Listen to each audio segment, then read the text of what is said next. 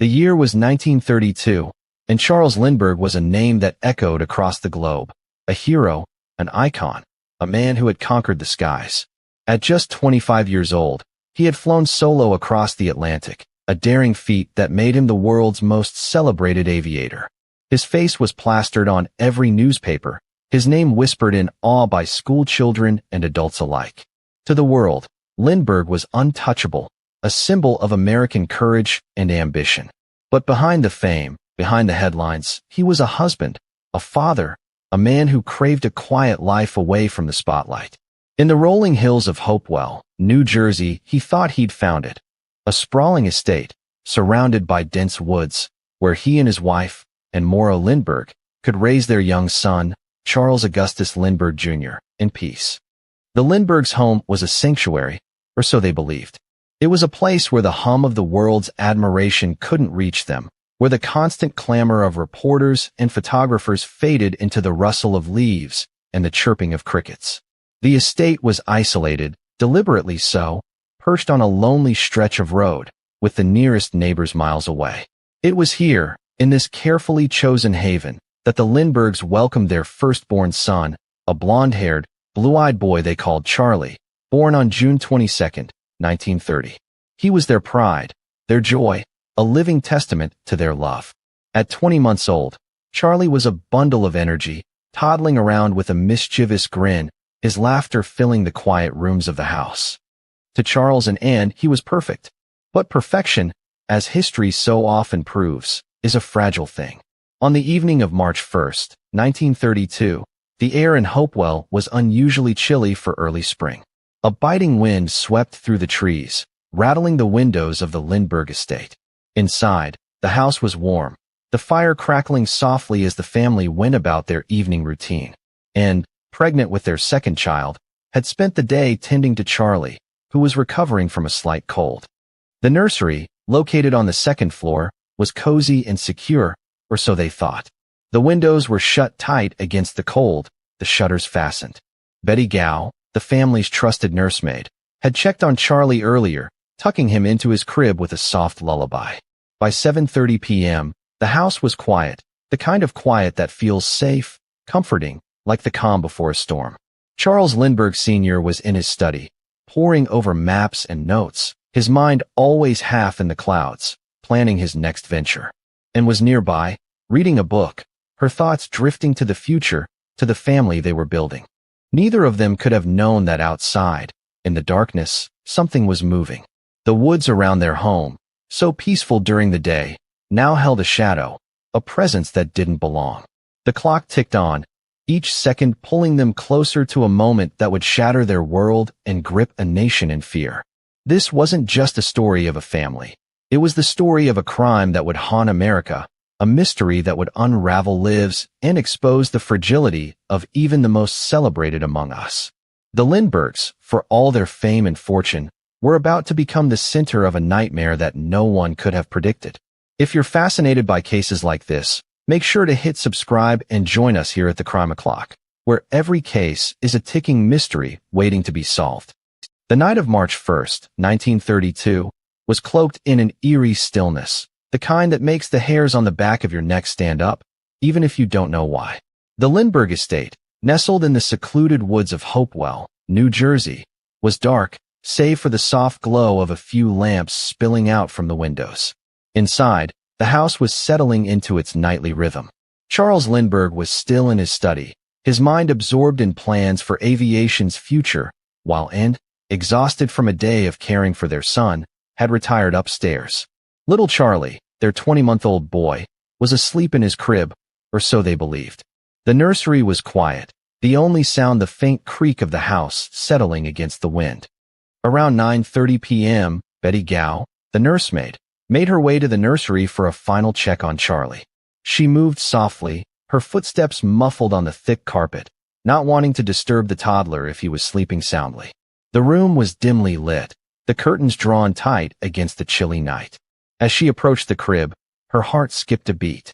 The blankets were still, too still. She leaned closer, her breath catching in her throat. The crib was empty. Charlie was gone. For a moment, Betty stood frozen, her mind refusing to process what her eyes were telling her. She checked the blankets, thinking perhaps he'd wriggled free, but there was no sign of him. The room felt colder now, the silence heavier, oppressive. Betty's pulse raced as she hurried downstairs to find Anne. "Mrs. Lindbergh," she said, her voice trembling. "Have you got the baby?" And looked up from her book, confusion clouding her face. "No, he's in his crib," she replied. But the quiver in Betty's voice sent a jolt of fear through her. Together, they rushed back to the nursery, Anne's heart pounding with a mother's instinct that something was terribly wrong.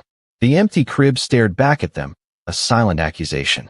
Anne's hands shook as she touched the undisturbed blankets, as if hoping Charlie might somehow materialize. He didn't. Charles was summoned, his calm demeanor fracturing the moment he saw the empty crib. He tore through the room, checking every corner, every shadow, as if his son could be hiding in plain sight. But the nursery offered no answers. The window was slightly ajar, the shutter unlatched, a faint draft carrying the scent of the forest into the room. Outside, the wind howled, as if mocking their growing panic. Charles's eyes scanned the room, landing on something that made his blood run cold. A folded piece of paper on the windowsill. It hadn't been there before. He didn't touch it. Not yet, but its presence felt like a violation, a crack in the safety of their world. The Lindberghs stood in the nursery, the weight of the moment pressing down on them. Their son was gone, taken from the heart of their home. The realization was a knife, sharp and unrelenting. Someone had come into their sanctuary, slipped through the shadows, and stolen their child. The question wasn't just where Charlie was, it was who had taken him, and why. The answer, they would soon learn, was more sinister than they could have imagined. The nursery was a frozen tableau of dread, the empty crib a silent scream in the Lindberghs' home. Charles Lindbergh stood by the windowsill, his eyes locked on the folded piece of paper that seemed to pulse with malevolent intent. His hands, usually so steady from years of piloting through turbulent skies, hesitated before picking it up. The paper was cheap, the edges slightly crumpled, as if it had been hastily stuffed into a pocket before being left behind. He unfolded it carefully, as though it might disintegrate under his touch, and what he read sent a chill deeper than the March night outside. Scrawled in broken English, with letters that seemed to waver between childish and deliberate, was a ransom note. "Dear Sir," it began, "have 50,000 ready. We warn you for making anything public or for notify the police the child is in gut care." The misspelled words and clumsy grammar only heightened the menace. The note demanded 50,000, a staggering sum in 1932, and promised Charlie safety, but only if the Lindberghs followed instructions and kept the police at bay. A strange symbol, two interlocking circles with a red dot in the center, was drawn at the bottom, like a signature from some secret society. And, standing behind her husband, clutched his arm as he read the note aloud, her breath shallow, her mind racing. The words "the child is in gut care" felt like a cruel mockery, a taunt from someone who held their son's life in their hands. $50,000 was no small amount, even for a man of Lindbergh's wealth, but money was the least of their concerns. The note's tone, its eerie mix of formality and error, suggested something calculated, something planned. Whoever had written it knew exactly what they were doing.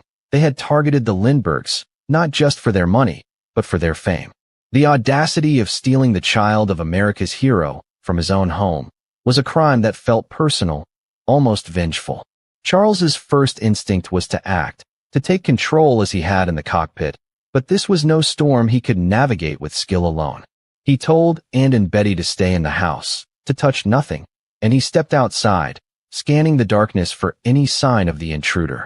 The wind whipped through the trees, carrying the faint rustle of leaves, but no footsteps, no voices. He noticed something else near the window, a crude wooden ladder, propped against the house, its rungs uneven and splintered.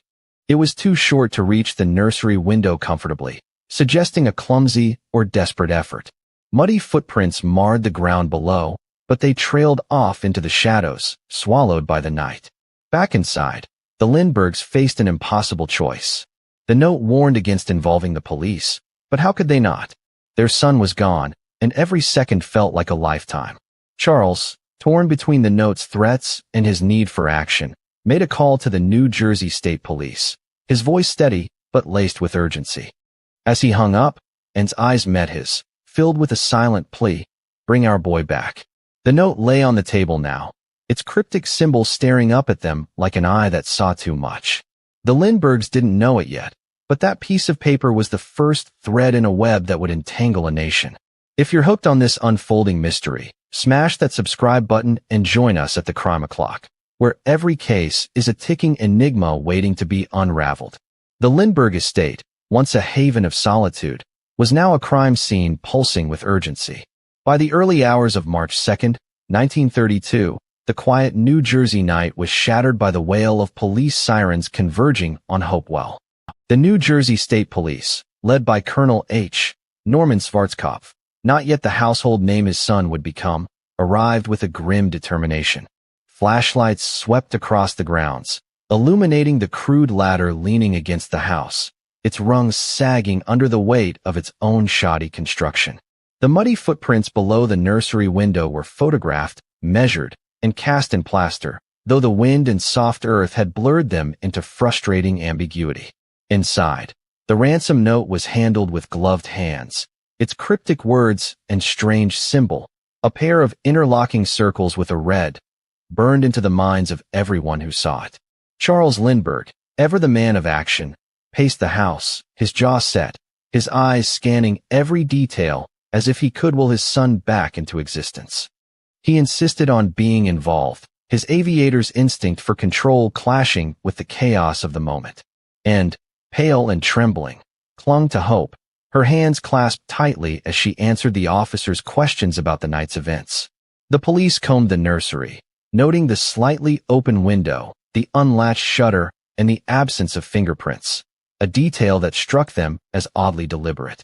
Whoever had taken Charlie had been careful, or lucky, leaving little trace beyond the ladder and the note. Word of the kidnapping spread like wildfire, igniting a media frenzy unlike anything America had seen. By morning, reporters swarmed the estate, their cameras flashing, their questions relentless. "Colonel Lindbergh, have you received any demands?" "Mrs. Lindbergh, how are you holding up?" The headline screamed, "Lindbergh, baby stolen." The nation was stunned. Charles Lindbergh, the untouchable hero, had been struck at his core. The kidnapping of his son wasn't just a crime. It was an assault on the American dream, a violation of the belief that fame and fortune could shield you from the darkness.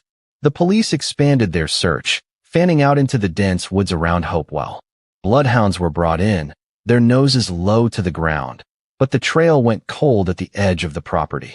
The latter, a key piece of evidence, was scrutinized. It was homemade, poorly crafted, with uneven rungs and cheap wood, suggesting someone with limited carpentry skills but enough determination to scale a two-story wall. Investigators theorized that the kidnapper had acted alone or with minimal help, slipping in and out under the cover of night. But the question lingered. How did they know exactly where to find Charlie's nursery? The Lindberghs' home was remote, their routines private. Someone had been watching, waiting for the perfect moment. As the hours ticked by, tips flooded in, hundreds, then thousands. Sightings of a suspicious man near the estate, rumors of a car speeding away in the night, even wild claims of Charlie spotted in a distant state. Each lead was chased, each dead and a fresh wound for the Lindberghs. The ransom note's warning against police involvement hung over the investigation like a storm cloud. But Charles, torn between fear and resolve, knew they couldn't face this alone. The nation held its breath, waiting for a breakthrough, but the woods around Hopewell kept their secrets. The days following the kidnapping of Charles Lindbergh Jr. were a descent into a surreal limbo for the Lindbergh family. The Hopewell estate, once their sanctuary, now buzzed with police, reporters, and well-meaning strangers offering tips that led nowhere. The ransom note, with its broken English and eerie symbol of interlocking circles, was the only tangible link to their son, and it haunted Charles, Endon like a ghost. The demand for $50,000 was daunting, but the Lindberghs were prepared to pay any price to bring Charlie home. Yet the note's warning against police involvement gnawed at Charles, a man unaccustomed to powerlessness. He decided to take matters into his own hands, seeking a way to negotiate with the unseen enemy who held his son. Enter John F. Condon, a retired school principal from the Bronx, known locally as a bit of an eccentric. On March 8, 1932, Condon, a self-styled patriot who idolized Lindbergh, placed an ad in a local newspaper offering to act as an intermediary. To everyone's astonishment, the kidnapper responded.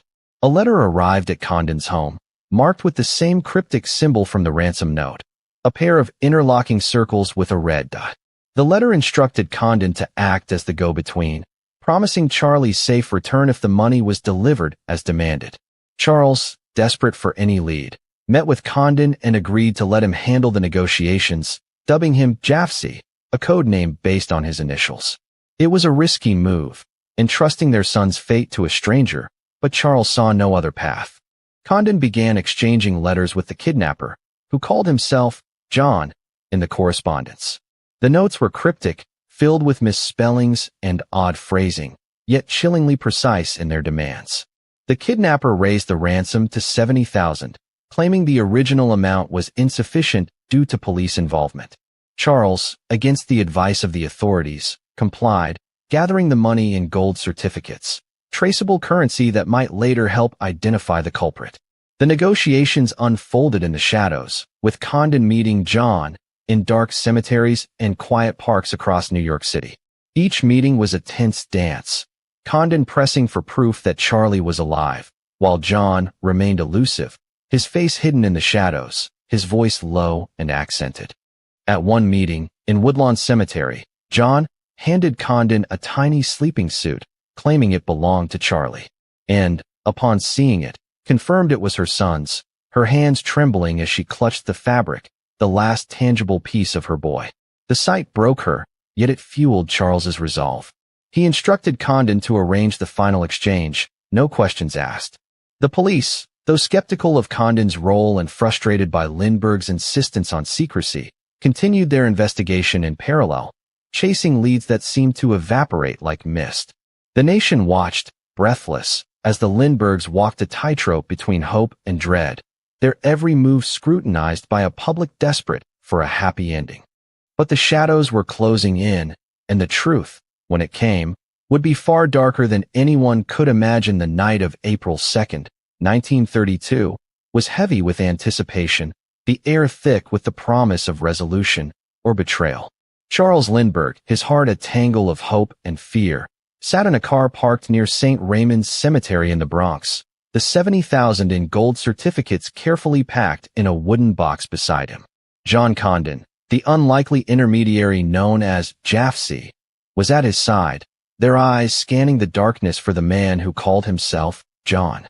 The ransom exchange had been meticulously arranged through a series of cryptic letters, each marked with the chilling symbol of interlocking circles and a red dot.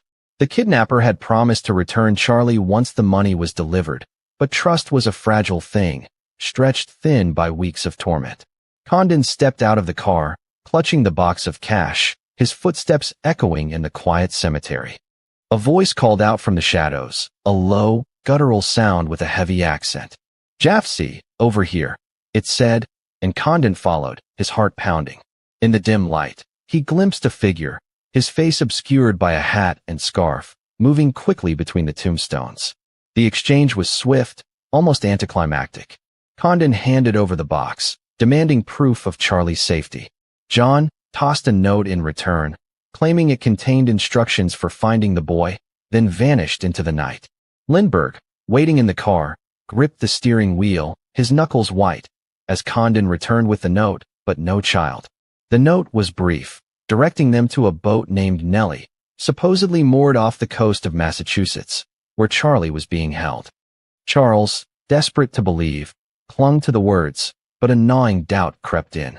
The police, now fully involved despite the kidnapper's warnings, were skeptical.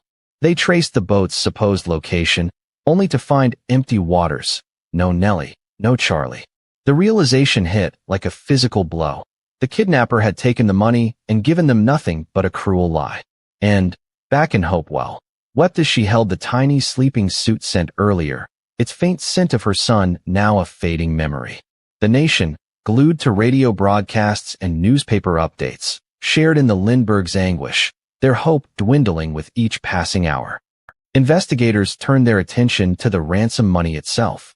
The gold certificates, deliberately chosen for their traceability, were marked and recorded, with serial numbers circulated to banks and businesses.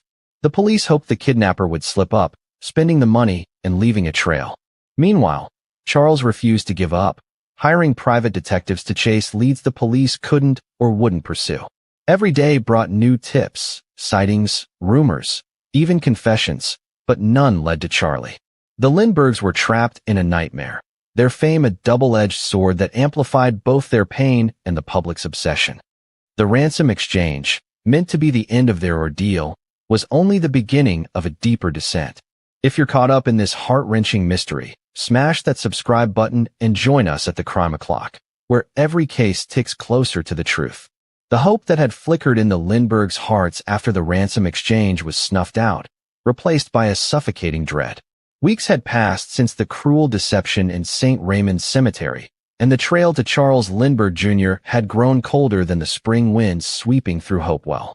On May 12, 1932, that dread turned to devastation. A truck driver, William Allen, was driving along a quiet road near Mount Rose, New Jersey, just a few miles from the Lindbergh estate, when he stopped to relieve himself in the woods. As he wandered off the road, his eyes caught something unnatural among the trees, a small, partially covered form, pale against the earth. His stomach churned as he approached, realizing it was the body of a child, decomposing and ravaged by time and the elements. The discovery sent shockwaves through the nation. Police were called, and the grim task of identification began. Charles Lindbergh, summoned to the scene, steeled himself as only a man who had faced death in the skies could. The body was small, barely recognizable, but the clothing, a tiny, tattered outfit, matched what Charlie had worn the night he vanished. A closer examination confirmed the worst. The child's skull was fractured, suggesting a violent end, possibly from a fall or a deliberate blow. The coroner estimated the boy had been dead for weeks, likely since the night of the kidnapping. The latter, that crude, splintered tool left at the crime scene, now loomed larger in Charles's mind. Had Charlie fallen as the kidnapper fled? Or had the unthinkable been intentional? And Lindbergh, pregnant and fragile, was spared the sight of her son's remains, but the news broke her in ways words could never capture. She sat in silence, clutching the sleeping suit sent by the kidnapper, now a relic of false hope. Charles, his face a mask of stoic resolve, internalized his grief, channeling it into a relentless demand for justice. The nation mourned with them, newspapers printing somber headlines.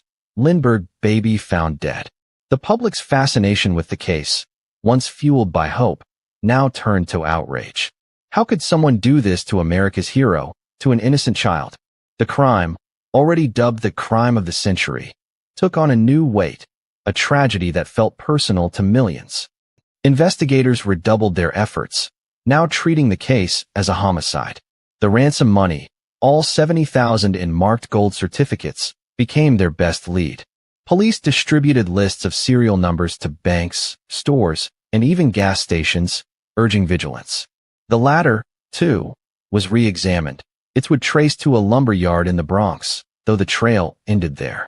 Every clue, every tip, was pursued with a fervor bordering on obsession, but the kidnapper, known only as John, remained a phantom. The Lindberghs, once symbols of triumph, were now emblems of loss, their private pain laid bare for a grieving nation. The question wasn't just who had taken Charlie, but why they had ended his life so brutally. The discovery of little Charlie Lindbergh's body in the woods near Hopewell cast a pall over the nation, transforming the kidnapping into a murder that demanded answers. The investigation, now a manhunt for a killer, took on a feverish intensity. The New Jersey State Police, under Colonel Schwarzkopf's command, sifted through the scant physical evidence with a desperation matched only by the public's outrage. The crude ladder, left leaning against the Lindbergh estate, became a focal point. Forensic experts analyzed its wood, tracing it to a lumber yard in the Bronx, but the trail stopped short of a suspect. The ladder's poor construction suggested an amateur, yet the crime's audacity pointed to someone bold, perhaps calculating. The ransom note, with its misspelled words and cryptic symbol of interlocking circles, was studied for handwriting clues, but its author remained a ghost. Then there was the ransom money, $70,000 in gold certificates, each bill marked and traceable. Police distributed serial numbers nationwide, urging businesses to check every transaction. For months, nothing surfaced. The kidnapper, it seemed, was too cautious to spend the money, or so they thought. In late 1932, a breakthrough came from an unexpected place, a gas station in the Bronx. A man had paid for fuel with a 10 gold certificate, and the attendant, suspicious of the outdated currency, jotted down the license plate of his car. The bill's serial number matched the ransom money. The plate led to a name, Bruno Richard Hauptmann, a 35-year-old German immigrant and carpenter living in the Bronx. Investigators descended on Hauptmann's modest home on September 19, 1934, more than 2 years after the kidnapping. A search uncovered a staggering find, 13,760 of the ransom money, hidden in the garage, tucked inside a wooden box, and wrapped in newspaper. The bills bore the telltale serial numbers. Hauptmann, a reserved man with sharp features and a heavy accent, claimed he'd found the money, left by a friend who had since died. But the evidence was mounting. The latter offered another chilling clue. A piece of wood from one of its rungs matched the grain of a floorboard missing from Hauptmann's attic, suggesting he'd built the ladder himself. Handwriting experts analyzed the ransom notes, comparing them to samples of Hauptmann's writing. The similarities, slanted letters, peculiar misspellings, were uncanny. Hauptmann's arrest sent shockwaves through the nation. Here, at last, was a face to the crime that had broken America's heart. But questions lingered. Why would a carpenter, with no apparent connection to the Lindberghs, target their child? Was he the elusive John who met Condon in the cemetery, or was he part of a larger plot? His stoic demeanor and vague explanations only deepened the mystery. As the police built their case, the public clamored for justice, their grief for Charlie now a burning demand for retribution. The Lindberghs, still reeling from their loss, watched from a distance, hoping the truth would finally emerge. Bruno Richard Hauptmann's arrest in September 1934 was a spark that ignited a firestorm of public attention, turning the Lindbergh case into a courtroom drama that gripped the nation. The evidence against him was damning. 13,760 in ransom money hidden in his garage, a ladder rung matching wood from his attic, and handwriting eerily similar to the ransom notes. Yet Hauptmann, a German immigrant with a quiet demeanor and a carpenter's calloused hands, maintained his innocence, claiming the money came from a dead friend, a story that strained belief. As he sat in a jail cell, the world outside buzzed with questions. Was this unassuming man the mastermind behind the crime of the century, or a scapegoat caught in a desperate need for closure? The trial began on January 2, 1935, in Flemington, New Jersey, a small town unprepared for the circus that descended upon it. Reporters from across the globe packed the courthouse, their typewriters clattering as they chronicled every detail. The prosecution painted Hauptmann as a cold-blooded opportunist, driven by greed to kidnap and murder the child of America's hero. They presented the latter. It would grain a silent witness tying Hauptmann to the crime scene. Handwriting experts testified that his writing matched the ransom note's peculiar style, misspellings like ready and anything eerily consistent.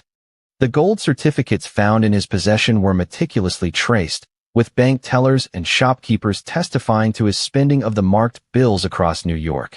John Condon, the eccentric Jaffe, took the stand, his voice trembling as he recounted his shadowy meetings with John in the cemetery.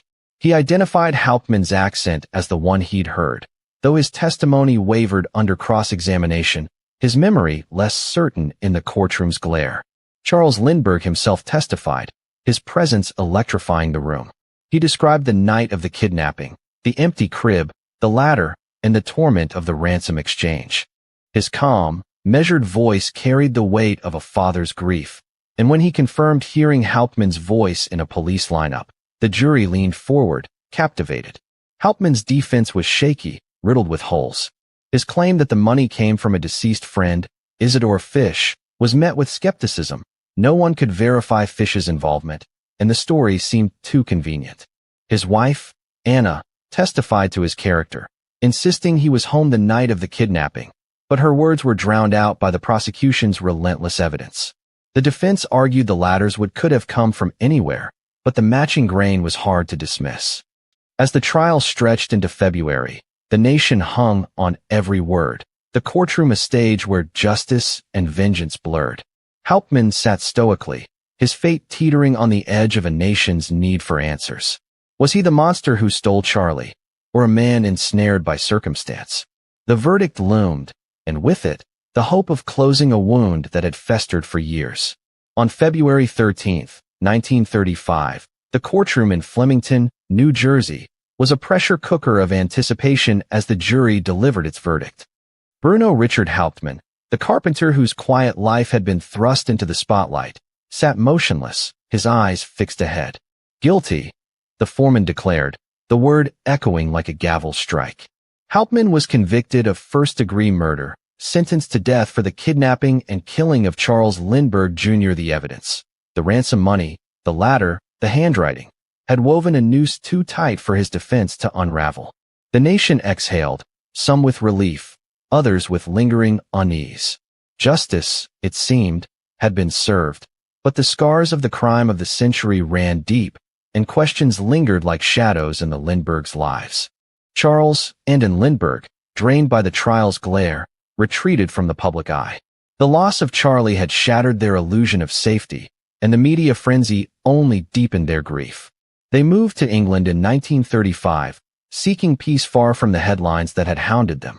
Yet the case's legacy endured, reshaping laws and lives. The kidnapping spurred the passage of the Federal Kidnapping Act, making it a federal crime to transport a kidnapped victim across state lines, a law nicknamed the Lindbergh Law in Charlie's memory. It was a bittersweet tribute, a reminder that one small boy's death had forced a nation to confront its vulnerabilities. Hauptmann, meanwhile, awaited his fate in a New Jersey prison. Until his execution on April 3, 1936, he maintained his innocence, his final words a defiant claim that he was not guilty. Some believed him, pointing to inconsistencies, the lack of fingerprints, the questionable reliability of Condon's testimony, and the possibility of a broader conspiracy targeting Lindbergh's fame. Others saw a lone opportunist, a man whose greed led to a child's death, whether by accident or intent. The latter's shoddy construction and the fractured skull suggested a botched escape, but no one could say for sure.